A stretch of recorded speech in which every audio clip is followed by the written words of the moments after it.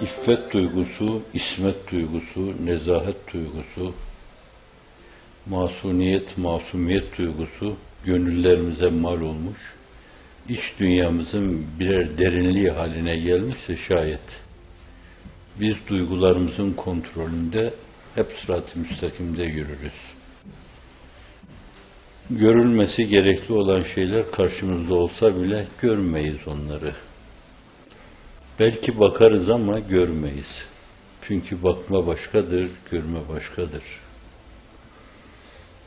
Görmede bir yönüyle onu anlama, kavrama, biraz kendi duygularına, düşünce duygularına yerleştirme filan, değerlendirme, tahlil etme mülahazaları vardır. Ama bakar geçersin çünkü senin duygu ve düşüncelerini sur ve seray içine alan iman-ı billah gibi, marifetullah gibi, muhabbetullah gibi, Allah'a hesap verme duygusu gibi hususlar vardır. Getirdiğimiz şeylerin yerlerini başka şeylerle doldurmaya kalktığımızdan dolayı çelişkilerden kurtulamamışız. Bir taraftan ilahi sistemi, bu ilahi nizamlar mecmuasını, hususiyle başta oryantalistler olmak üzere onlara çirkin göstermişiz. Sağ olsunlar arkadan gelen teröristlerden Müslümanlığın drahşan çehresini bütün karartmışlar. Şimdi insanlar Müslümanlığı IŞİD'in çehresinde, Boko Haram'ın çehresinde, El-Kaide'nin çehresinde, onu bilmezlerin çehresinde okuyor. O zift içindeki çehrelerde onu görüyor, değerlendiriyor ve tiksinti duyuyor. Cenab-ı Hak sizlere bir fırsat verdi, dünyanın değişik yerlerine yayılma fırsatı, meselenin doğrusunu gösterme fırsatı demektir bu. Beraber oturur kalkarsanız, evinize çağırırsanız, evlerine çağrılma zemini hazırlarsanız, bir kucaklayıcılıkları var ki hiç sorma. Biz bunları civan mert bulduk.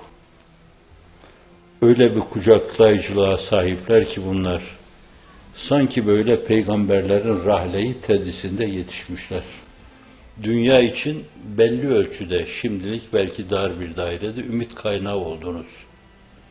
Bu açıdan dünyanın dar bir yerinde, lokal olarak bazı kimselerin bağışlayın salya atmaları, diş göstermeleri, farklı ad ve ünvanlarla takbihe, tahkire kalkmaları sizi müteessir etmesin. Dar bir alanda, dar zihinli bazı kimselerin size bakışlarındaki siyah görmeye bağlı, siyah görseler bile, kara görseler bile, göstermeye çalışsalar bile, bütün dünya aydınlığı sizin etrafınızda arıyor. Onca ifsadata rağmen dünyada devrilen insan sayısı o kadar az oldu ki, Allah'ın lütfu inayetiyle öyle oldu. Ve Allah'ın lütuf ve inayetine dayanarak diyebilirim ki rahatlıkla şimdiye kadar çok büyük insanların çevresinde haleler oluşturan o insanlar içinde olduğu kadar dökülme olmadı. Allahümme el-ihlas ve rıdâke ve halisel aşk vel iştiyak ila likaike ve ila likai habibike ve ahibbaike ebedel abidin ve dehred dahirin fi kulli şe'nina ve fi kulli emrina. Anlayan anladı. Allah'ım sadece senin amelde ihlas istiyoruz. Yaptığımız şeylerde senin rızanı hedefliyoruz. Resulün ve senin iştiyakını arzu ediyoruz.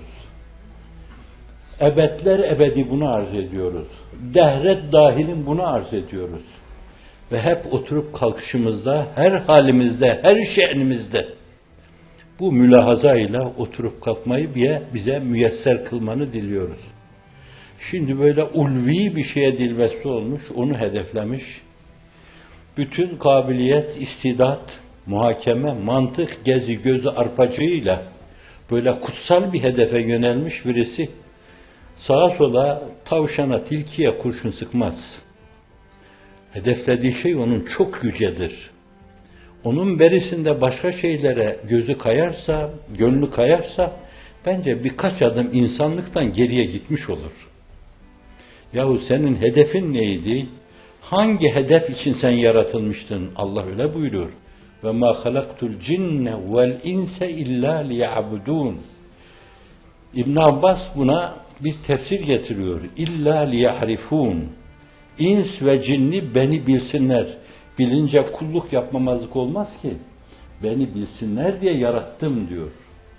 Senin yaratılışının gayesi Cenab-ı Hakk'ın bilinmesi, rızasına erilmesi ve onun için sürekli iştiyakla insanın çırpınıp durması. Gayem bu. Hakikati Ahmedi Aleyhisselatü Vesselam'ı arızasız temsil eden Ebu Hanife.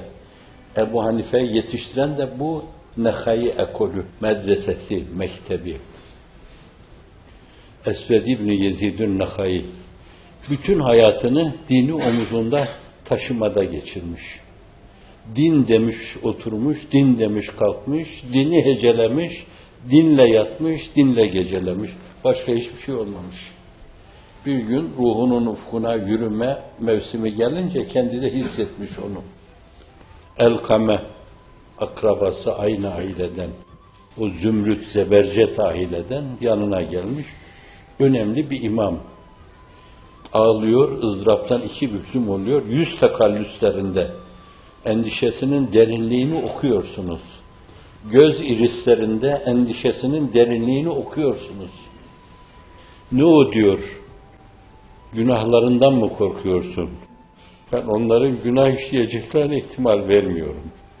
Oturmuş kalkmış hep sevap demişler. Acı bir tebessüm atfediyor. Yahu ne günah diyor. Ben kafir olarak ölmeden korkuyorum diyor. Böyle yaşamışlar. Yapmadıkları hayır kalmamış. Hayır kapılarını zorlamışlar. Var mı dahası demişler. Hel min mezid hayır adına. Hel min mezid. Yapacak başka hayır var mı din adına? Kur'an adına, sünnet adına, Resulullah adına. Bırakmamışlar. Yapacak hayır araştırmışlar kalmamış. Hepsi yapılmış. Fakat akıbetinden öyle endişe ediyor. Hazreti Gazali, insan hayattayken hep havf ile Allah karşısında mehabet duygusuyla oturup kalkmalı. Ama iş işten geçtikten sonra can hülkuma gelip bizim hocaların camilerde söyledikleri sözle diyeyim, el ile, ayak ayak ile elveda, el firak dediği zaman artık göç var. Bu defa da İmam Şafii Hazretleri gibi فَلَمَّا قَسَى قَلْبِي وَضَاغَتْ مَزَاهِبِي جَعَلْتُ الرَّجَالِ عَفِّكَ كُلَّمَا تَعَاذَمَنِي ذَنْبِي فَلَمَّا قَرَّنْتُ فَعَفِّكَ رَبِّي كَانَ عَفُّكَ عَذَمًا. Kalbim kas katı olarak yaşadım. Haşa öyle olsun.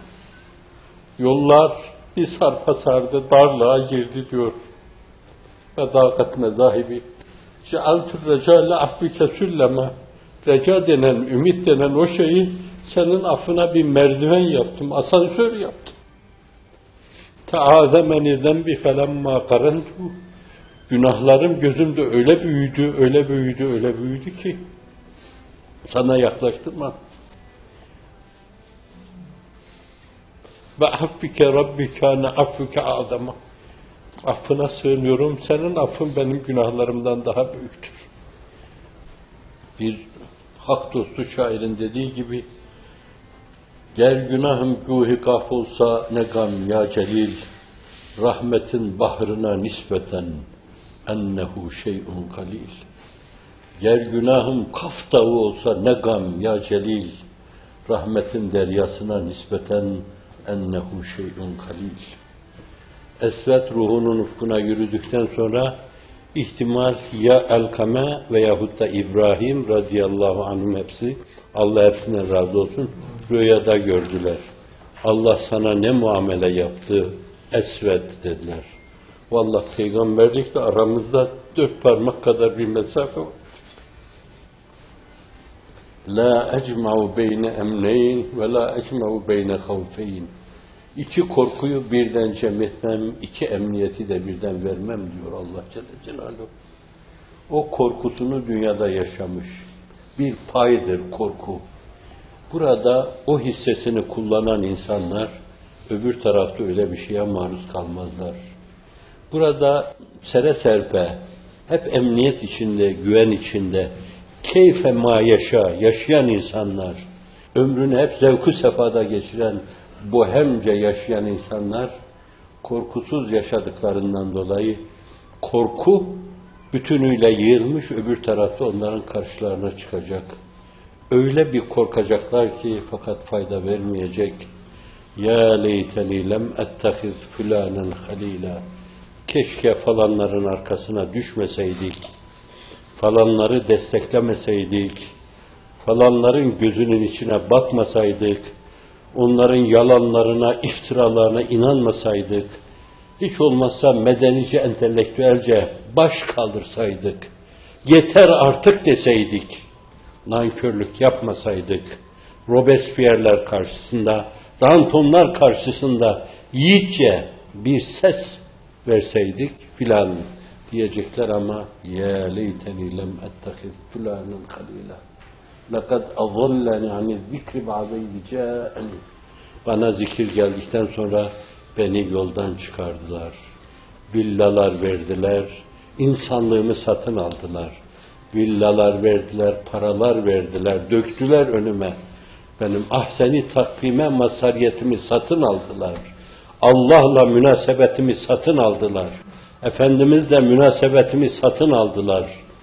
Yalanlarla beni kandırdılar. Vaat ettikleri şeylerle başımı döndürdüler.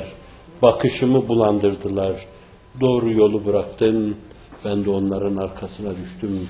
لَقَدْ أَضَلَّنِ عَنِ الذِّكْرِ بَعْدَ اِزْجَاءَنِ Hak, hakikat ayan dayan geldiği halde, güneş gibi pırıl pırıl geldiği halde, şualarla geldiği halde, ben o erbabı zulmetin arkasına düştüm maalesef.